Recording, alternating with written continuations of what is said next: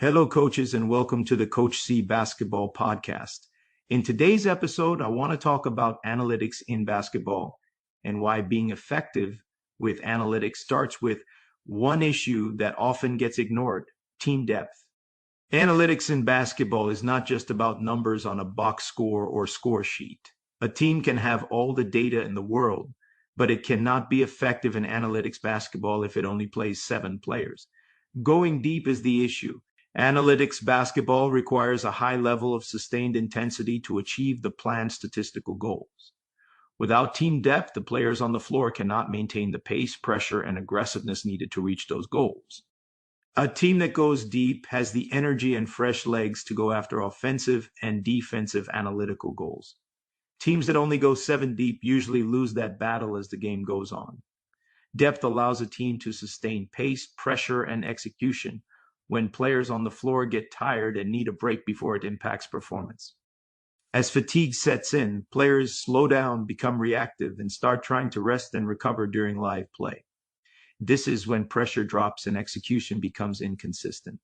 Once that happens, teams lose game rhythm control, the opponent plays in its comfort zone, and the game is lost. This is why a team also cannot be effective in analytics basketball if it does not control or at least disrupt the opponent's balance and rhythm. When the opponent dictates tempo and spacing, the numbers work against that team because the opponent can run its offensive and defensive strategies without needing to make adjustments. To utilize analytics basketball, coaches must have a clear vision of how the game needs to be played based on the statistics that matter.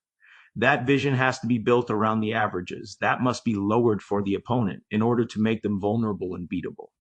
Without that clarity, coaches will not be able to communicate to the players what needs to be done to win the game.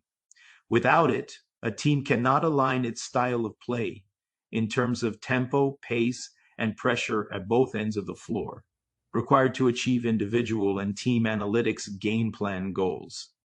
The objective is not to create a unique style of play, but to facilitate players' performance in achieving the analytical goals defined for that particular game.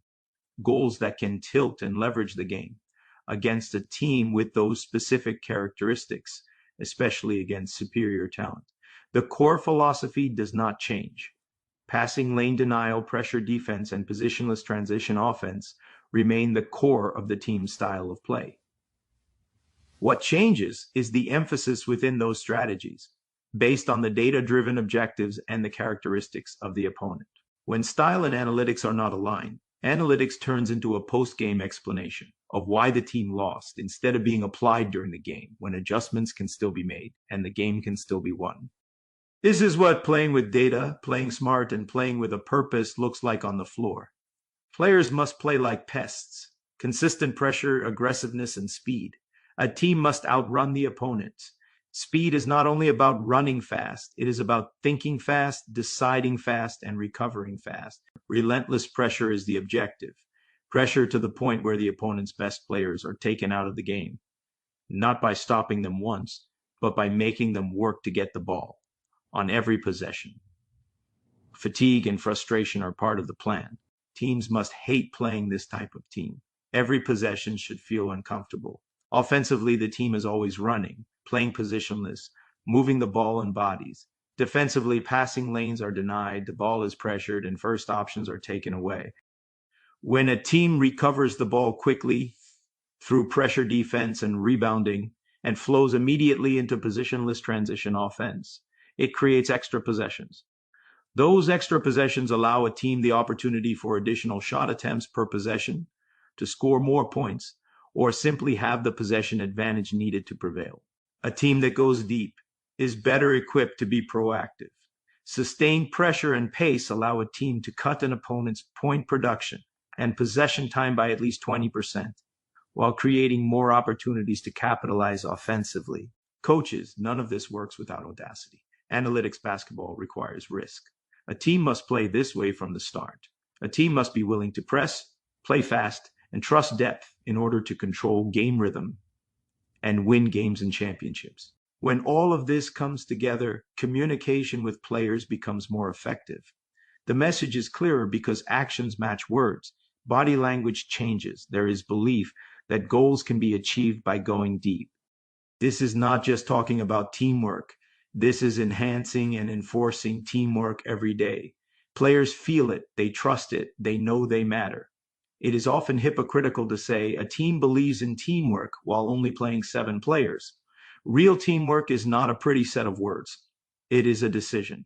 When players know they will play and contribute to the team's success, preparation changes, effort becomes natural, and belief becomes collective.